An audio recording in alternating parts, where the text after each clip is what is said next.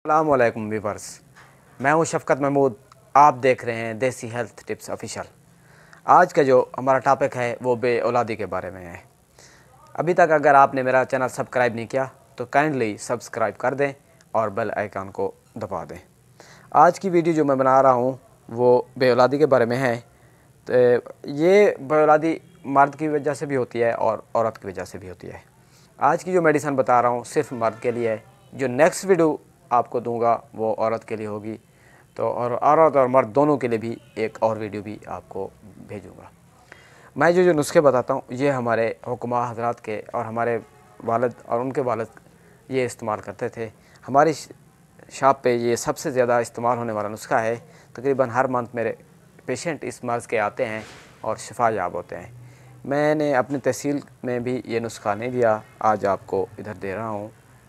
तो आप ये नुस्खा लाजमी और अच्छी तरह नोट कर लें और देख लें। इसमें सबसे मेन जो चीज़ है वो आप देख लें, ये मगज़ पंपा दाना है।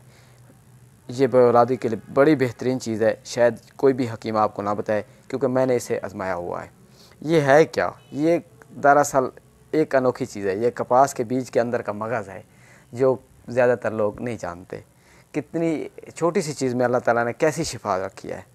ये बे औलाद मर्द जो हैं जिनके स्पर्म्स एक्टिव नहीं होते या जिनके स्पर्म में वो एक्टिव घाट होते हैं 80% से 70% तक भी ये ले जाता है ये नुस्खा। और इंशाल्लाह आप देखेंगे आपको कैसा रिज़ल्ट मिलता है। और आपका ये मसला दरीना मसला सिर्फ 2 मंथ के इस्तेमाल से ज़्यादा कुछ लोग 16 दिन के इस्तेमाल से भी हो जाते हैं। इसके इस्तेमाल करने से पहले आपने रिपोर्ट करवा लेनी है, स्पर्म की अपनी रिपोर्ट किसी भी अच्छी लैब से। इसके इस्तेमाल के बाद भी लैब से इसके इस्तेमाल के बाद लैब से फिर रिपोर्ट करवा रहे हैं और रिपोर्ट मेरे इस चैनल के नीचे वो आप सेंड कर दें ताकि मैं भी देख लूँ, आपको बता दूँ आपको ये नुस्खा कितने दिन में फ़ायदा देगा। और कमेंट्स भी लाजमी कीजिएगा ताकि आपको और मेरा ये रिश्ता कायम रहे और मैं आपको अच्छी मालूमात देता रहूँ। अब आते हैं अपने नुस्खे की तरफ। इस नुस्खे में अगर मेरा ये कैमरामैन ज़रा दिखा सकें, देखें।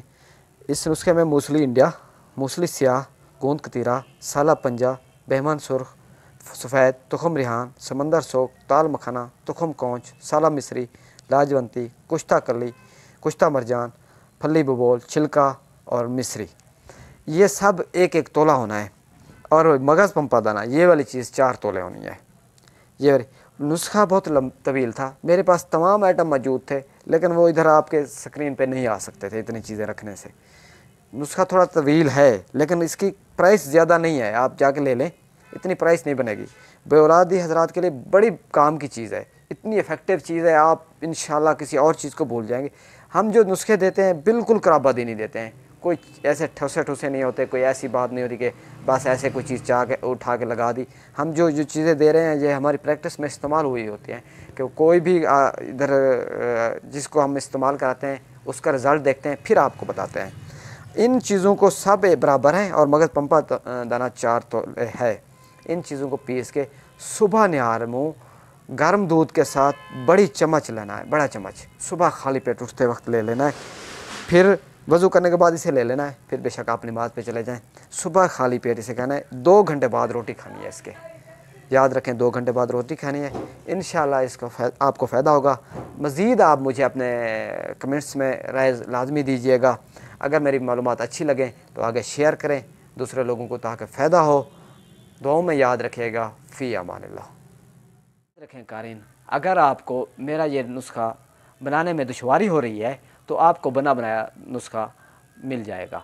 मेरा व्हाट्सएप नंबर नीचे मौजूद है, इस नंबर पे रब्ता कर लें, अपना एड्रेस लिखवा देना तो फिर आपको इंशाल्लाह आपकी दहलीज़ पे नुस्खा मिल जाएगा। दुआओं में याद रखिएगा। फ़ी अमानिल्लाह।